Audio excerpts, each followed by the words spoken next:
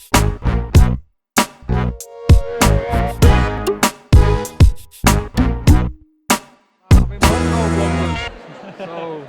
we might be back there on October the 17th. Here we go now.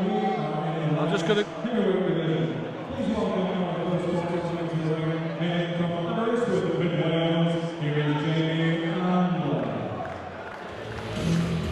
So here he comes, Jamie Ambler walking to the ring. Go get Cam. Yeah, no worries. Steve.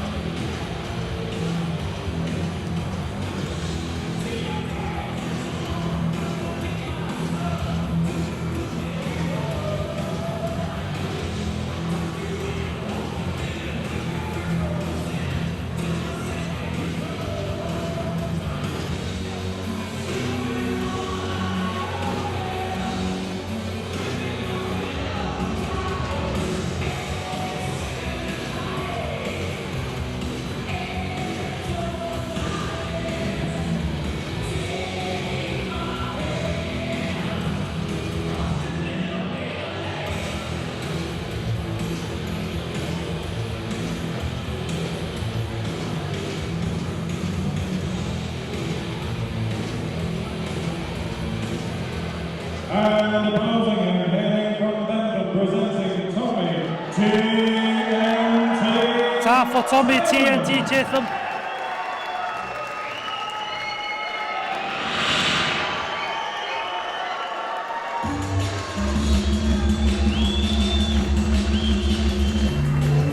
Coming running to the ring.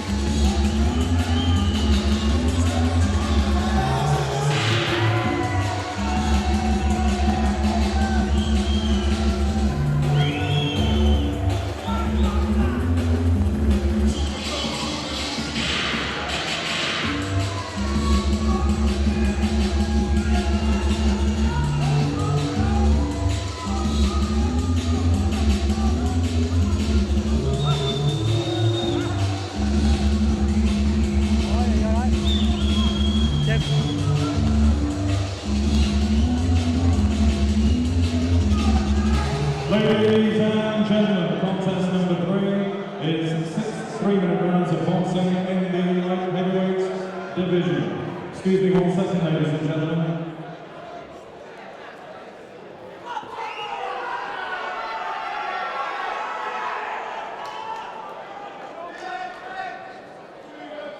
This contest has been amended, ladies and gentlemen, for 3-minute rounds of boxing in the light heavyweight division.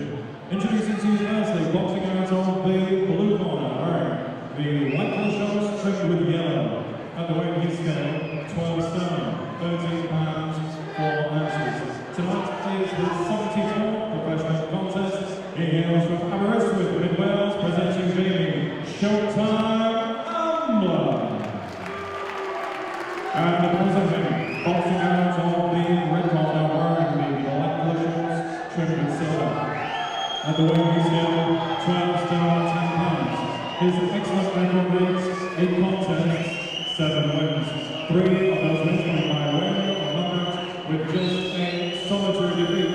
He hails from the Carolines camp via his hometown of Benton, presenting Tommy TNT Tatham.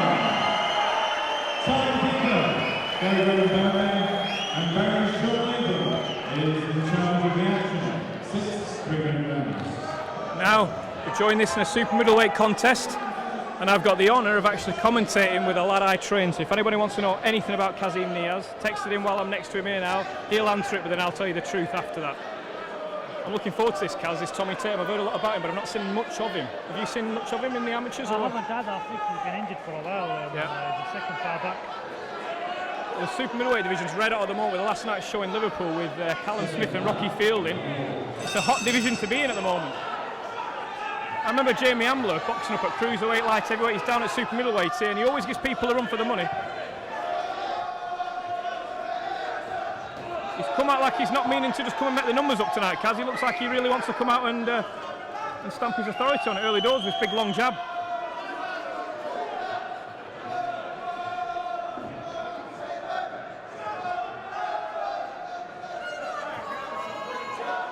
It's a lovely jab. In the last fight there, Kaz, in the corner with Paul Morris, I was trying to stress to Paul to use that jab with such a long reach. It's a similar fight here where you've got the short, stocky boxer against a tall, long boxer. And I don't think Paul established the jab as much as I wanted him to. And I had it down as a draw. How did you have it?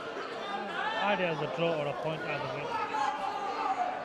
It's a shame now because... He was from obviously Preston as well. So. Absolutely. I thought when it was 37-39, I thought Paul had it, but there we go. He'll be back. Good combination punching there by Tatham. He looks strong, doesn't he, Kaz? He looks like that's a good shot. Big left up. He's in great shape as well. One thing I can tell you about Jamie Ambler is that he can take a shot. He is tough. You've got to really nail him to put him away. That's a long, big right hand there coming through the side there. That was a good shot.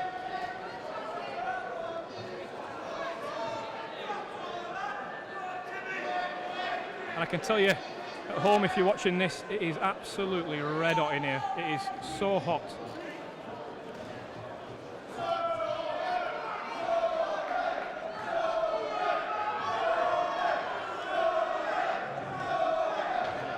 Big heavyweight fight to come after this. Looking forward to that. That's a good left hook to the body. Oh, he's stylish. He's hurt him there, hasn't he, Kaz? Yeah. He's stalking forward. He's moving his head nice away from them big long shots of Ambler. Good head movement. He looks stylish. I like what I'm seeing so far. They're nice little hooks to the body and head. Coming downstairs, coming up. You know if they come from the Carl Ince's gym, they're going to be fit as well. You know they're always going to be fit lads from there, so you've got to be ready for a Carl Ince fighter. That's a good shot. I like the way he went downstairs and then moved upstairs, mixing the shots well up and down. He is, yeah. You've got to do that with Ambler because he knows how to survive. So unless you mix your shots up, he's just going to cover up. He's got unbelievably long arms. He's like a big, massive giraffe. He's just all limbs.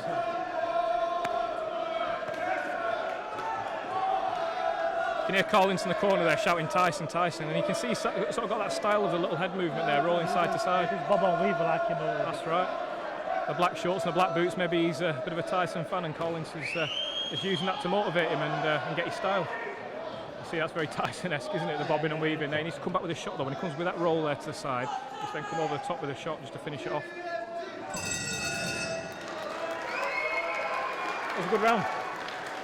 Obviously, I've got to strongly give that to Tommy Tatham for the clean shots in there. Are you agree with me there, Kaz, you think? Yeah, definitely. I was just saying there, Kaz, how hot it is in here. It really is hot. I'm not too bad, you know. Really? I'm My right. goodness. In that corner there for them last two fights, geez, I think I was sweating more than Paul Morris. And a good crowd out here tonight. If we look over to our left there, all that stands full there. It's a good crowd. It's getting quite busy now. Yeah, it's nice to see people coming out to live boxing on Saturday night.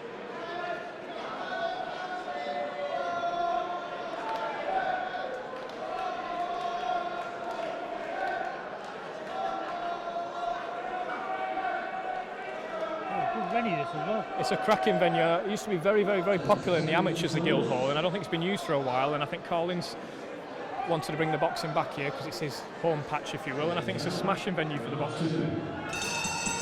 Not a bad seating else with the seating, is it? It's brilliant.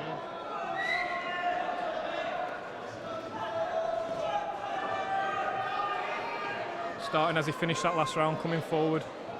Moving his head, staying out of the way of them big long jabs and then big long right hands and then coming over the top with his own shots. Very dangerous when a tall fighter's punching down, leaving himself wide open like that. If you can slip to the side and come over the top with them shots, he's always in a vulnerable position. It's a bad position to be in for a tall fighter. As you know yourself, Kaz, 6'1" welterweight, you're used to that. You've got to get them shots back quick. Just as important coming back as coming forward, because when you throw them shots out, you're leaving yourself wide open for the counter, coming over the tops. That's good work.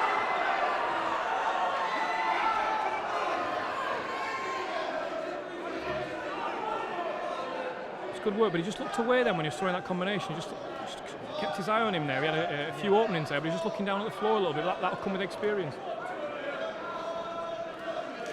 He's throwing well, but I don't think many are landing clean. Well, Ambler's an absolute master of that. If you look at his record, who he's been in with and how many times he's been shot, stopped, he's an expert at just riding them shots at the last minute, getting out of the way. It's almost like he's made of rubber.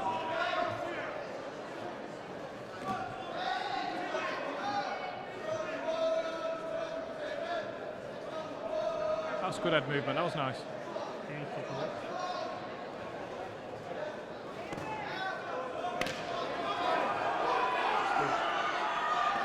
That's a good shot. That's a good return shot there by Jamie Ambler, though. That'll keep him thinking. And I think he buzzed him a little bit there, Kaz, because he wasn't really expecting that. I think he just caught him off guard, and it's just buzzed him. He's given him something to think about.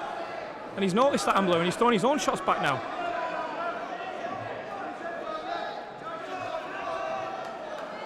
And he's got him again.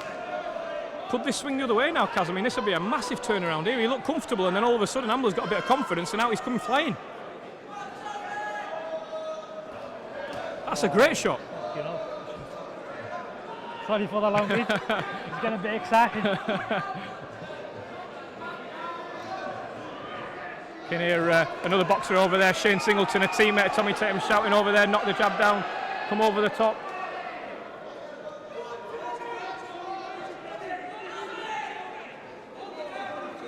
Well, he's not come to make up the numbers tonight, Jamie Ambler, anyway.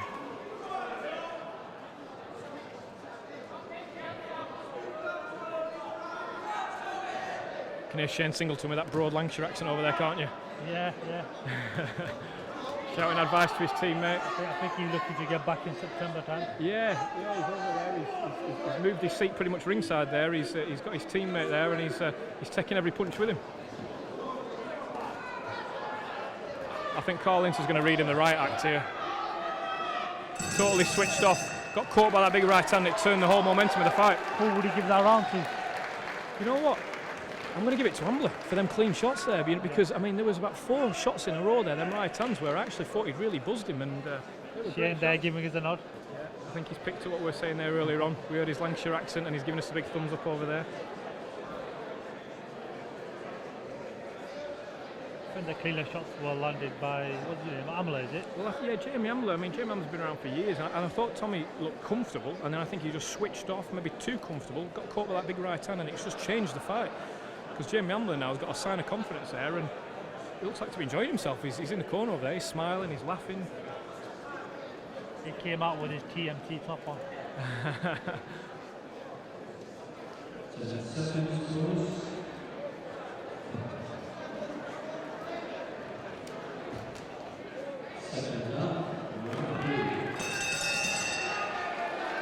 Got a fight on here now, Kaz.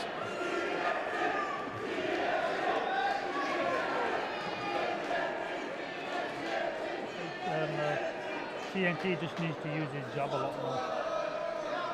Yeah. Find his way in more than looking for them big shots and staying in the pocket. Absolutely, yeah. He's slipping the shots nicely, but he's just not returning. So if he slips either to the right or the left, he's got to come back with them hands. The slipping's nice, but he's not coming back with anything.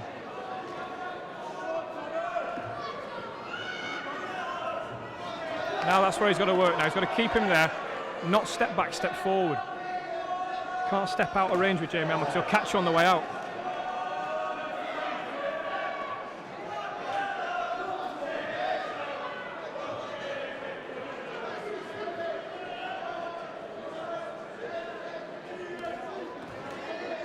That's good, he's just parrying the jab there now. He's got the balance, he's got the movement. He's just a bit wary now in this round. I think after catching them 2 right hands in that last round, I think he's just a little bit more wary. Carl Ince is a lot more animated now in this round, because I think he knows he's got to stay on his case now, keep him alert, stop him from switching off. This is where he's got to work now. That's lovely. That was better from him. Got his shots off and took a few as well. Much better.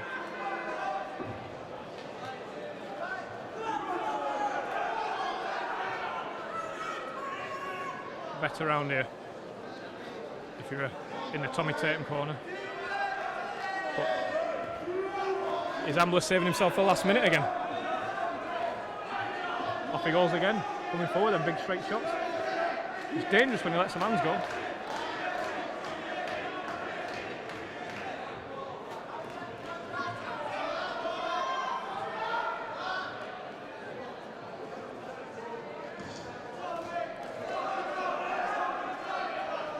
Always gives people a hard night's work, Jamie Ambler. The only time I've seen him really troubled in a fight where I've been there was when he fought our gym mate Yassine Al-Machi. And he said Yassine Al-Machi gave one of the hardest fights he's ever had, and Yassine stopped him that night. And that was a tremendous performance by Yassine Al-Machi, and Jamie Ambler after said he just didn't know where the shots were coming from. And that's what you got to do with Ambler, you got to work up and down, up and down. He's so good at surviving. That's a better shot. Good left hook to the body. He's got to watch it when he's jumping forward. He's got caught again. Big left hook.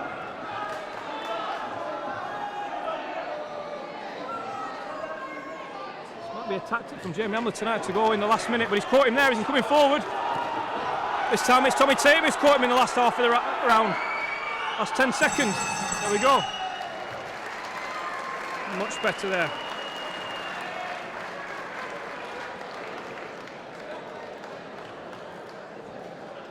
Got a tweet there from Sean Hayton. Come on, Tommy lad. Must be a Tommy Tatham friend or fan there, and he'll be much happy with that round there because I think he was much better than in the third than the second. He didn't get caught off as much, and I think Carl Lindsay is warning him again to watch them long shots as he's coming out. He doesn't look as happy in the corner now, Jamie Ambler. He was laughing and joking at last round. If you look in there now, Kaz, he looks a bit more distressed. Yeah. Referee having a word with him.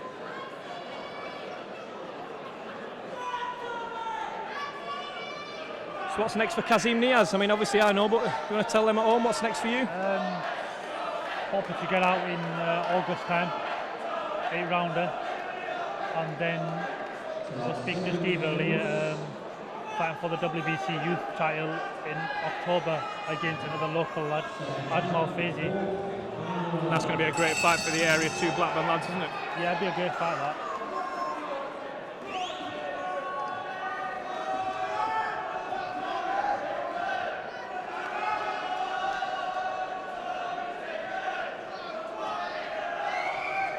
Good shot. As the rounds have gone on, Tommy's done a lot better. Yeah, he's certainly loosened into it. Now, whether that's a question as well of Jamie Ambler getting tired or not. But after we saw in that second round, it only takes one shot from Jamie Ambler, that big right hand. He needs to stay alert now, see this round out.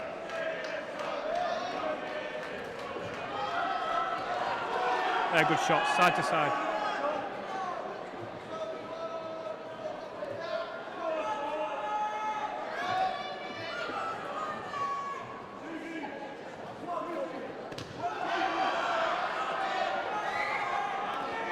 I think we've heard quite a few heavyweights shouted out there, Collins, tonight. I've heard Tyson, I've heard Joe Frazier, I've heard the Susie Q, which must be the old Rocky Marciano shot. So, yeah, the Garcia, yeah.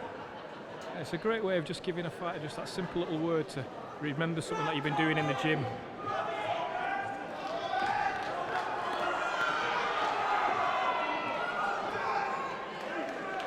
And we're off for the Frazier now, so let's see if he adopts the crossover guard coming forward and lets his shots go.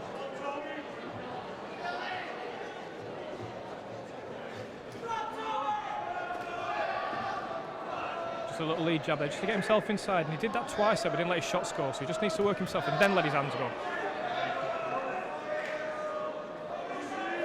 How do you think a fight with Tommy Tatham and another local lad, Luke Blackledge, would go for the Commonwealth title? How do you think that would go down? That would be a good fight, wouldn't it? It would be a great fight to watch. Both come forward fighters. Tommy's good at slipping his punches. A hell of a local fight to put on, wouldn't it? I mean, would you argue Luke Blackledge has moved on a little bit too much at the moment to come back and fight Tommy Tatham? Yes, I would think so. Yeah. A few more wins from Tommy and another local derby down the line somewhere. Never know.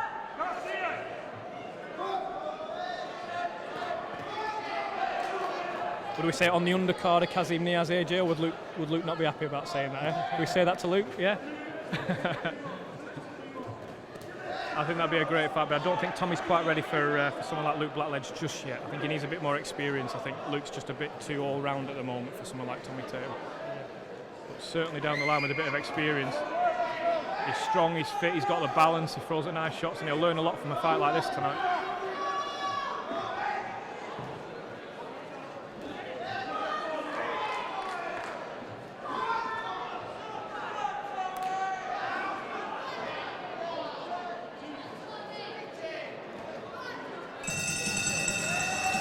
Good little fight.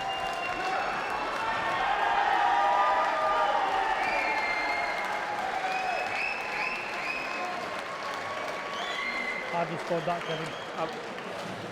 I was generous, you know, giving Jamie that round.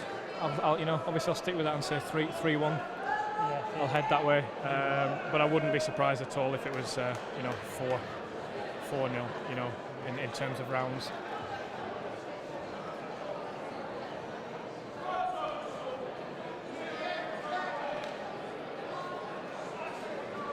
pretty hard to hit, you know, Ambler. He's very hard. Back on the rope, that's Absolutely, yeah. I mean, he's perfected the technique of surviving. I mean, if you look at his record, the lads he's been in the ring with, and you know, compared to how many times he gets stopped, it's an art form in itself, really, in how you do that. And he's a tough guy. And Ladies and gentlemen, after 6 extremely hard rounds of light category attention, referee John Layman has scored this contest 39 points to 37 points from your winner. Hailing from Tatham,